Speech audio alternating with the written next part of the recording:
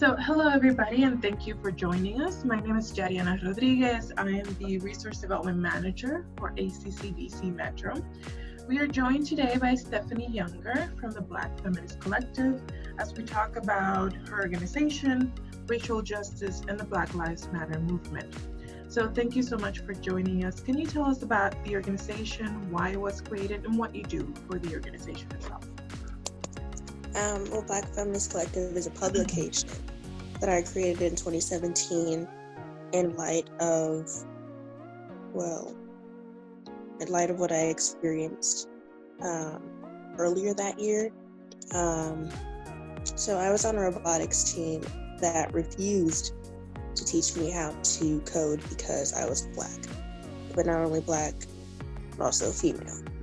I was a Black girl, and when I asked why they wouldn't teach me how to code, they accused me of acting out or being ungracious and snapping. So, and a few months before that happened, the white girl that I worked with invited me to go with her to the Women's March, and she did not give me the same solidarity in my time of need, which was problematic. So it was in response to white feminists as a whole who do the same. And at the time, I always thought that I had to choose between my race and advocating for my race or advocating for my gender. But then I quickly realized that Black cis men are often the face of Black liberation, and white cis women are the face of the feminist movement. So I created it as a space for Black people as a whole to express what they believe in. Well, thank you so much for doing that. You're doing so much and so young, so you should be very proud of that alone, besides everything else that you had to go through. So can you tell me about the pieces that you've written, and then which one do you consider your favorite? Well, some of my favorites are interviews that I've done with other people. One of my interviews is with Nupal Kiazolu, who is the president of Black Lives Matter Greater New York. And the next interview that I did was with Patrice Cullors, who is co-founder of Black Lives Matter Global Network. And then my other favorite interview is with Abana Chapman Edwards, who first made headlines by being one of the only student at her school to participate in the walkouts in 2018. And some of my other favorites are ones that call white liberals, well-intentioned white liberals, to challenge their privilege, to go beyond checking their privilege and to challenge their privilege. And those have been a bunch of articles about that. We're in a bunch of articles. What's the favorites? Is there something in particular about these interviews that made it, so impactful for you? Well, it's inspired me to amplify other people's voices, not just through interviews, but also through publishing other people's work.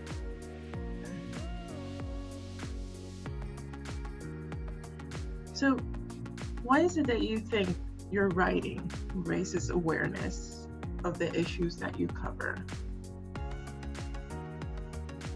Yeah, social media is a 21st century tool that is accessible to this generation, and the only form of activism doesn't just exist in the streets. It could also exist on social media, and that's what we're seeing now, that social media works. Like the hashtag defund the police, it's also being delivered in the streets, but that message is also being delivered in around social media, and we see that change is being manifested. And people have reached out to me and said that you know they understand things, but they reflected on like their actions, on their own actions. They put themselves in check, but they've put other people in check for the ways they intentionally or unintentionally marginalize Black people, especially Black women. That can be a useful tool at times. Not all the time, but yes, definitely now.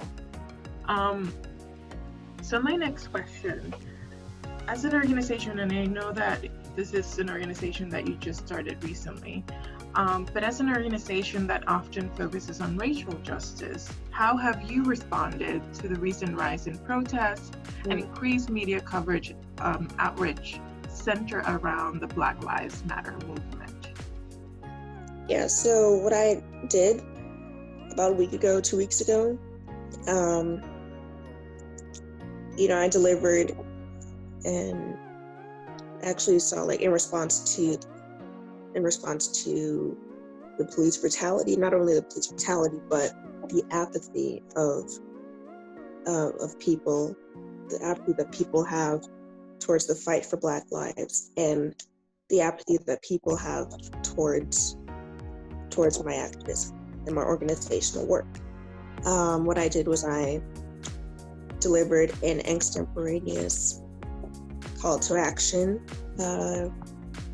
to well-intentioned white liberals, and that was I was actually compiling like a call to action to them. So I started by delivering Martin Luther King's letter from Birmingham jail, and the part where he says he's gravely disappointed with the white moderate. And so what I asked white people, or I called on white people to just to not just post these Black screens on Instagram, because this was in response to white people who have unfollowed me, blocked me, unfriended me on social media for speaking out and taking action against anti-Black racism. And these were also white people who have told me that my work isn't real or valid or effective, or I don't remember, like somehow, quote, not real activism. And now it's like, it was after having that said to me months earlier, it's kind of interesting seeing them posting Black screens and being out in the streets protesting when they see it as a trend and not as an actual fight for Black lives. So I did that, and I turned that extemporaneous speech into an article that I wrote about call to action to white liberals, and I've also given my platform to other people who want to share their thoughts on like police brutality, and who want to share their thoughts about the criminalization of dissent, and who want to, who just love Black people, who want to share their love with Black people. It's amazing. I mean, really, you've done so much, again, at such a young age. It's very impressive to me. Thank you.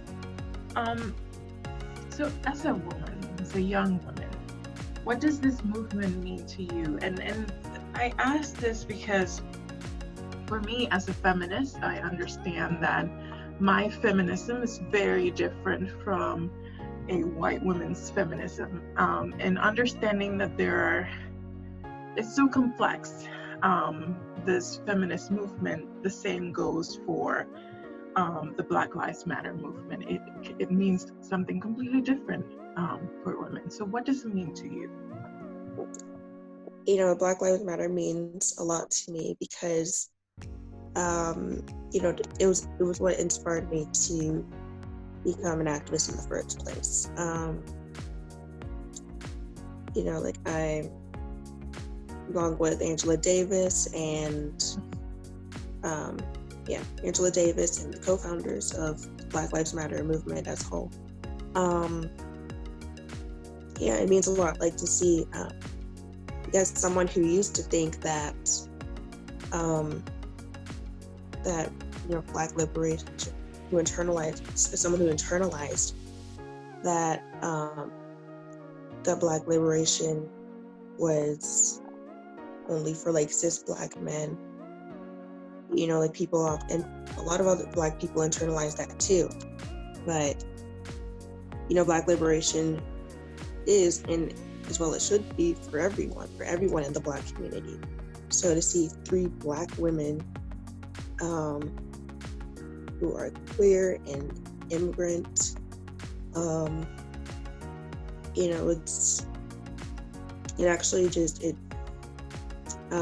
changed my mindset for the better. So the Black Lives Matter movement means a lot to me because as someone who internalized misogynoir, it helped me, like, Black Lives Matter, or seeing that 3 Black women co-founded the movement as a whole, helped me, like, unlearn that. Learning what intersectionality was helped me unlearn that, because a lot of what Black Lives Matter is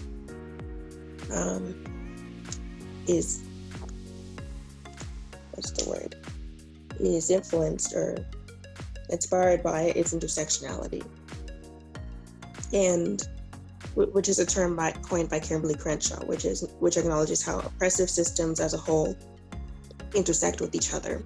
And the womanist movement was started by Alice Walker, and she started this in response to white feminists who only advocate for their own best interests, but not the interests of women as a whole.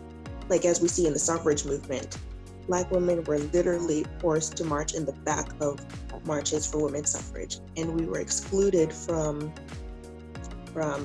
their 19th Amendment, which only gave white women the right to vote, but not Black women.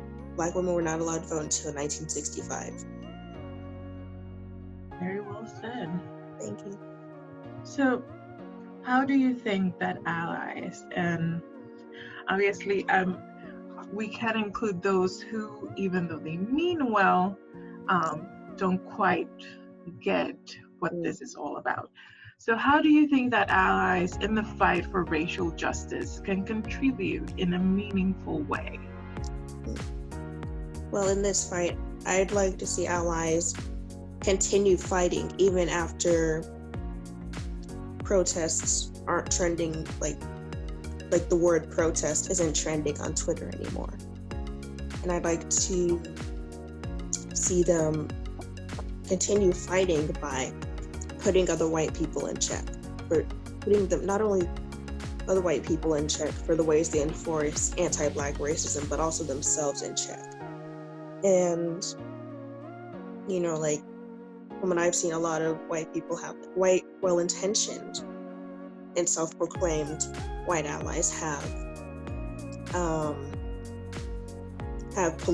tried to police the way that I would like to vote, or the way I would show dissent, or just the way I would protest in general.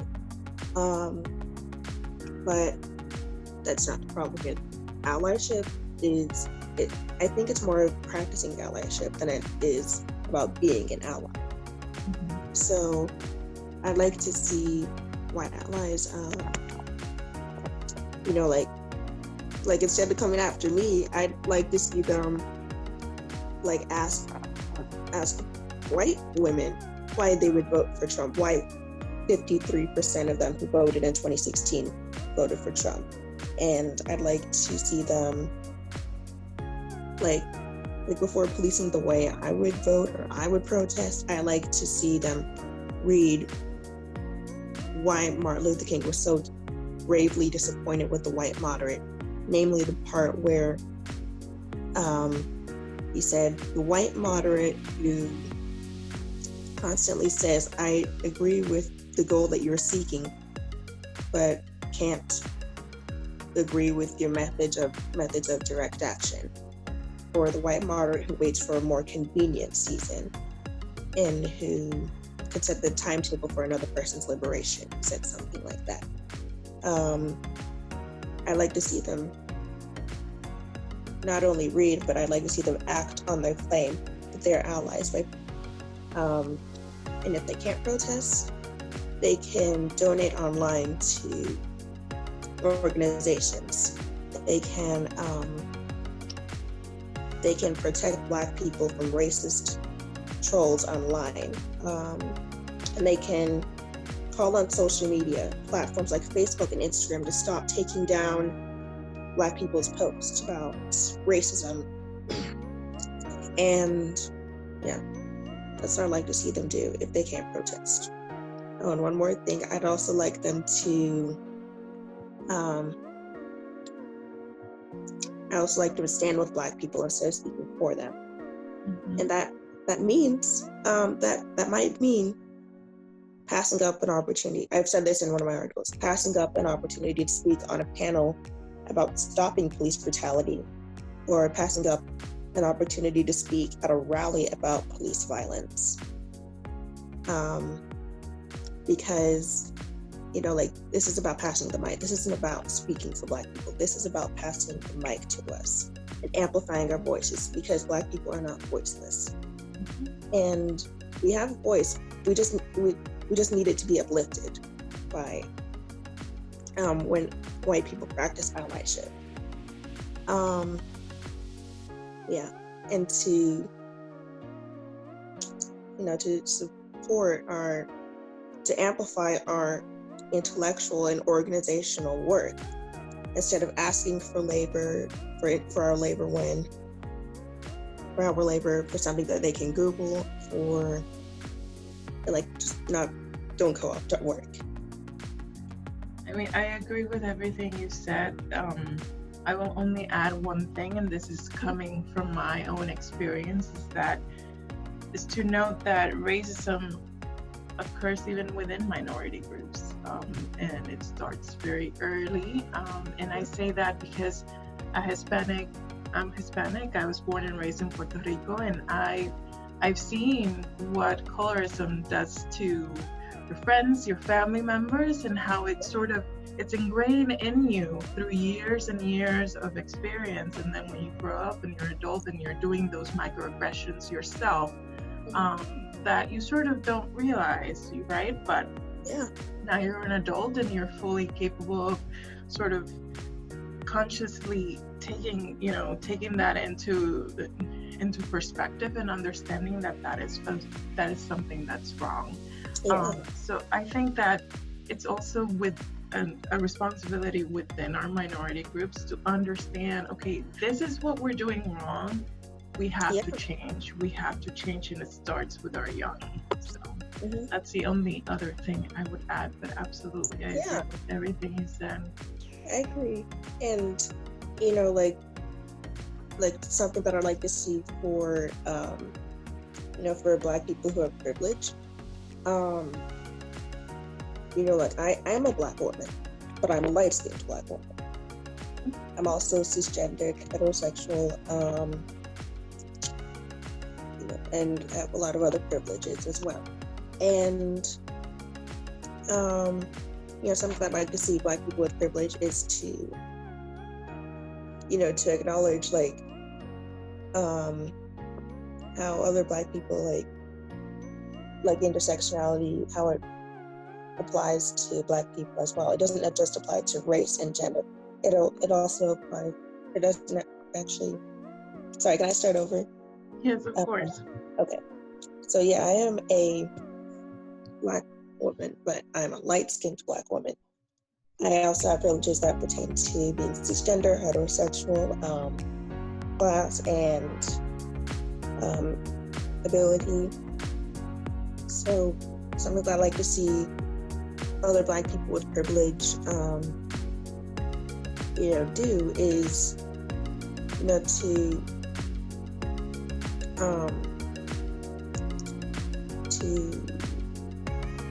acknowledge that racism, or to acknowledge that intersectionality just doesn't apply to systems of racism and systems of misogyny. It also applies to colorism and ableism, homophobia and transphobia. And I like to see that as well, because we all have a part to play. That's the way I see it, is that regardless of white, black, regardless of where you are, what position you're in, we all have a part to play, and we have to acknowledge that. Yeah. Any more questions? Yes, one more question. So how can viewers and listeners interested in your organization support you and your cause? Well, people have been asking me if I have like a donation thing, but right now I'm not accepting donations. But the best thing that can be done right now is to pass on this opportunity to other Black people, and to amplify it on your platforms, to amplify Black Feminist Collective on your platforms, and to support our writers as well. Excellent. So thank you so much for joining us and just talking to us about the work that you do. I think that you do what you do. It's great to raise awareness of so many important issues. And I commend you for that. Thank you. It's an honor not only to do this interview, but just to talk about these issues with another fellow woman, which is always nice. So for more information, just feel free to reach out to us by email or phone, or go to our website at acc-dc.org. Thank you so much. Thank you.